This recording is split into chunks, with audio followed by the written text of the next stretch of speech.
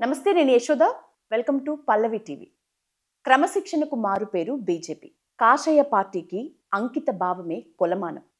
Sincerity చూపిస్తే చాలు, పదవులు వాటంతట అవే వరిస్తాయి. ఈ ఉదాహరణకి చక్కని నిలువెత్తు నిదర్శనం ఒక సామాన్య కార్యకర్త స్థాయి నుంచి రాష్ట్ర బీజేపీ ఉపాధ్యక్షురాలు స్థాయికి ఎదిగిన కొల్లి మాధవి గారు. మేడం ఇవాల్టి మన గెస్ట్. మాట్లాడదాం. నమస్తే మేడం. నమస్తే. బాగున్నారా? Very good. ఫస్ట్ పల్లవి టీవీ తరపున మీకు కంగ్రాచులేషన్స్ మేడం. ఒక మంచి సందర్భం, ఆర్ఎస్ఎస్ 100 ఏళ్ళు చేసుకుంటున్న సందర్భంలో మీరు ఒక కీలక బాధ్యతలు తీసుకున్నారు. ఎట్లా అనిపిస్తుంది ఈ సందర్భంగా? Thank you so much. ఒక కార్యకర్తగా అంటే ఎలాంటి బాధ్యత ఇచ్చినా కార్యకర్తగా it is our duty to do it. So party ఏది ఇచ్చినా కూడా all of us will be happy. And more important, ఎలాంటి బాధ్యత ఇచ్చినా ఫస్ట్ కార్యకర్తగానే ఉంటాం. సో ఆ కార్యం జరగటానికి we're there always as a bridge. So karyakarta is something which is permanent always. ఈ పొజిషన్స్ అన్ని 3 yearsకి ఒకసారి మారుతూనే ఉంటాయి. సో ఈ బాధ్యతలన్నీ డిఫరెంట్, అంటే ఒక్కొక్క ఫేజ్లో ఒక్కొక్క బాధ్యత ఇవ్వచ్చు, లేకపోవచ్చు.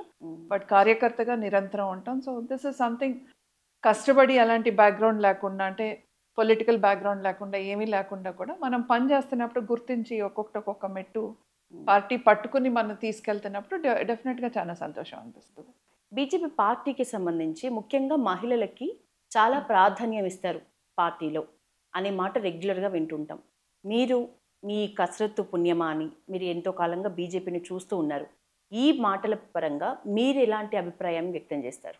అంటే ఇవాళ కొంతమంది సరే రిజర్వేషన్స్ గురించి మాట్లాడినా, ఇంకోటి మాట్లాడినా, మీరు చూడండి భారతీయ జనతా పార్టీలో ఎంతమంది మహిళలు they've always made a way out and they were always అంటే స్టాండ్ అవుట్. అంటే మీరు మిగతా వాళ్ళని చూస్తే భారతీయ జనతా పార్టీ ఇప్పుడు సుష్మా స్వరాజ్ గారు, ఎవరైనా సరే ఆవిడ మాటకు కానీ లేకపోతే ఆవిడ డ్రెస్సింగ్ కానీ what ever it is, and ఆవిడ మదర్లీ లవ్.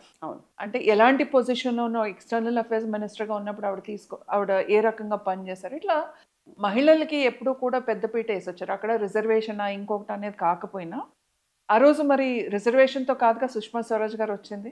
ఆవిడ క్యాలిబర్తోనే వచ్చారు. ఇప్పుడు స్మృతి ఇరానీని చూసినా, నిర్మలా సీతారామన్ గారు చూసినా, లేకపోతే ఉమాభారతి గారు చూసినా, ఇట్లా ఎంతో మంది మహిళలు ఉన్నారు.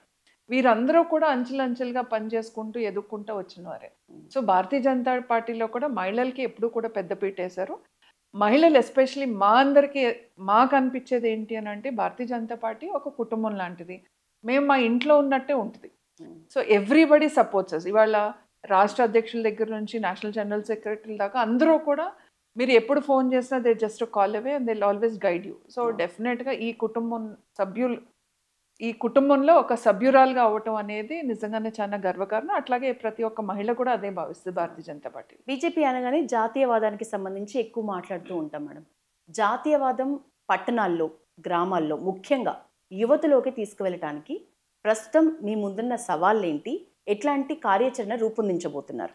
ఇవాళ భారతీయ జనతా పార్టీ ఒక ఐడియాలజీ ప్రకారం మీరు చూసుకుంటే, మేము ఫస్ట్ అనేది ఏంటంటే nation first, party next and self last. That it self says that మేము దేశానికి ఇచ్చే ఇంపార్టెన్స్. సో డెఫినెట్గా అది ఒక భారతీయ జనతా పార్టీ కార్యకర్త ఒక బాధ్యతే కాదు, భారతదేశ ఒక పౌరుడి ఒక ఇది ఏంటి అని అంటే, ఎప్పుడైనా సరే your priority should be the nation. So ఇవాళ మనం చూస్తున్నాం కొంతమంది నాయకులు ఏ రకంగా వేరే దేశానికి వెళ్ళంగానే భారతదేశం గురించి ఎట్ట మాట్లాడుతున్నారు ఏంటి అనేది. నిజంగానే ఇటువంటివి చూస్తే చాలా బాధ అనిపిస్తుంది. ఎప్పుడైనా సరే మనం కూడా, మీరు ఆలోచించండి, ఒక కుటుంబంలో ఏదన్నా ఉన్నా కూడా ఇంకోటి ఉన్నా సరే మనం బయటికి వెళ్ళినప్పుడు మనం కుటుంబం will show it as one. కానీ ఇక్కడ వేరే దేశంలో నుంచి వచ్చే టెర్రరిజం ఇక్కడ జరుగుతున్నప్పుడు మనం వెళ్ళి సర్జికల్ స్ట్రైక్స్ చేసినా ఇక్కడ మనందరినీ కూడా ప్రూఫ్స్ అడిగే పరిస్థితి వచ్చింది. అంటే ఎంత బాధాకరమైన విషయం ఏంటి అని అంటే, సైనికులు ఇవాళ వెళ్ళి యుద్ధం మన కోసం చేస్తుంటే ఆ సైనికులు ఒక చేతిలో తుపాకీ ఇంకొక చేతిలో కెమెరా పట్టుకుని ప్రూఫ్స్ రికార్డ్ చేసే పరిస్థితి కొంతమంది నాయకులు మాట్లాడిన దానికి అలాంటి పరిస్థితి ఏర్పడేటట్టు ఉంది. నిజంగానే బాధ అందుకనే ఇవాళ ప్రతి పౌరుడు కూడా they should feel it is the duty. ఇది ఒక డ్యూటీ కాదు, it has to come in built. అంటే మీలో you have to feel something for your nation. Obviously నువ్వు నీ కన్న తల్లికి, నీ ఇంటికి అలా ఫీల్ అవుతావో, అలానే దేశం కూడా మన దేశమే కదా, మనదే కదా. దేశం లేకపోతే మనం ఎక్కడ? ఇవాళ దేశం ఇంత శాంతి అన్నీ ఉన్నాయి కాబట్టి మనం పీస్ఫుల్గా మన ఇంట్లో మనం ఇవాళ ఇక్కడ కూర్చొని మనం మాట్లాడుతున్నాం అంటే ఇవాళ దేశంలో అలాంటి వాతావరణం ఉంది కాబట్టి. సో డెఫినెట్గా ప్రతి ఒక్క భారతీయ జనతా పార్టీ కార్యకర్త కూడా మేము చూసేది ఏంటి అని అంటే, ఇది ఏదైతే మనం నేషన్ ఫస్ట్ అంటున్నాం, ఇది ప్రతి ఒక్కళ్ళ దగ్గరికి కూడా తీసుకెళ్ళాలి. దానికోసం అని చెప్పి ఇవాళ సర్దార్ వల్లభాయ్ పటేల్ గురించి మనం మాట్లాడుతున్నా, ఎవరెవరైతే మంచి నాయకులు ఉన్నారో దానికి ఈ పార్టీ ఆ పార్టీ అనేది తేడా లేదు. ఒక మంచి పనులు చేస్తున్నప్పుడు డెఫినెట్గా దీన్ని తీసుకెళ్లే ఒక ఇది. అందుకని ఇవాళ రేపు 31 అక్టోబర్ ఏదైతే సర్దార్ వల్లభాయ్ పటేల్ గారిది 150th జయంతి ఉందో దానికి సంబంధించి ఈ సర్దార్ ఎట్ 150 యూనిటీ మార్చ్ అనేది కూడా మేము చేయటం జరుగుతుంది. కేంద్ర ప్రభుత్వం తీసుకుంది, కేంద్ర ప్రభుత్వం ఆధ్వర్యంలో జరుగుతుంది. సో దాంట్లో కూడా మేము పార్టీ తరపు నుంచి మేము అందరం కూడా కార్యకర్తలు మేమందరం కూడా పార్టీ నుంచి మేము దీంట్లో పబ్లిక్ అందరూ పార్టిసిపేట్ చేయాలి. ఎందుకంటే ఇది గవర్నమెంట్ ఆఫ్ ఇండియా ఇది పొలిటికల్ పార్టీ నుంచి జరిగేది కాదు కాబట్టి. అంటే వల్లభాయ్ పటేల్ గారు ఏ రకంగా ఇవాళ 565 ప్రిన్స్లీ స్టేట్స్ని ఏకం చేసి ఒక యూనిఫైడ్గా చేసి ఇవాళ భారతదేశం అనేది ఏ రకంగా ఏర్పడిందో, సో అలాంటి ఇవాళ సర్దార్ వల్లభాయ్ పటేల్ గారి గురించి కానివ్వండి, లేకపోతే లాల్ బహదూర్ శాస్త్రి గురించి కానీ, ఇట్లా అనేక మంది గురించి కూడా ఎవరైతే ఉన్నారో వారందరి గురించి కూడా భారతీయ జనతా పార్టీ కార్యకర్తలందరూ కూడా ఆ మంచి తీసుకుని ప్రజల్లోకి తీసుకెళ్ళి India is one, India will never be మీరు చూసారు ఇండియా ఎప్పుడూ కూడా విడిపోదు, for ever it will be united అనేటట్టుగా వల్లభాయ్ పటేల్ చెప్పింది ప్రజల్లోకి తీసుకెళ్ళి నేషన్ ఫస్ట్ అనేటట్టుగానే భారతీయ జనతా పార్టీ ఉంటుంది. ఏ పార్టీకి సాధ్యం కాని రీతిలో చేరికలు బీజేపీ సభ్యత్వం చాలా గ్రాండ్గా జరుగుతోంది. అంకెలు అసలు ఎప్పుడు విననంత భారీ స్థాయిలో పెరుగుతున్నాయని వింటున్నాం.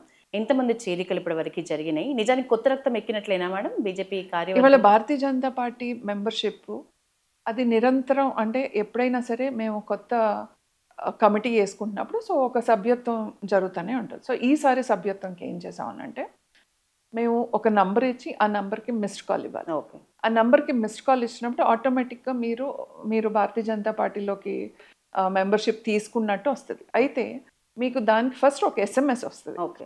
ఆ ఎస్ఎంఎస్ కనుక మీరు ఓపెన్ చేసి చూస్తే దాంట్లో ఒక లింక్ వస్తుంది. ఆ లింక్ ఓపెన్ చేసి మీరు మీ డీటెయిల్స్ అన్నీ ఫిల్ చేయాలి.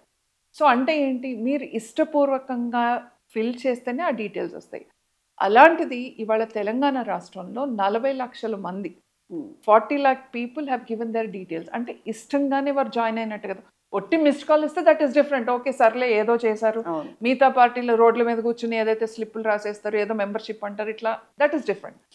కానీ భారతీయ జనతా పార్టీలో మీరు మెంబర్షిప్ ఒక మిస్డ్ కాల్ ఇచ్చినాక ఆ వచ్చిన మెసేజ్ని క్లిక్ చేసి అది ఓపెన్ చేసి డీటెయిల్స్, అంటే మీ బూత్ నంబర్తో సహా మీ బూత్ ఎక్కడ ఉంటారు, ఏంటి, మీరు చదువుకుంది ఏంటి, ఇవన్నీ ఆ డీటెయిల్స్ ఫిల్ చేశారు అని అంటే that is something which is done out of interest. So ఇలాంటిది 40 లక్షలు ఉంది. గతంలో మీరు చూసుకుంటే 11 లక్షల మెంబర్షిప్ని, ఇవాళ 40 lakhs.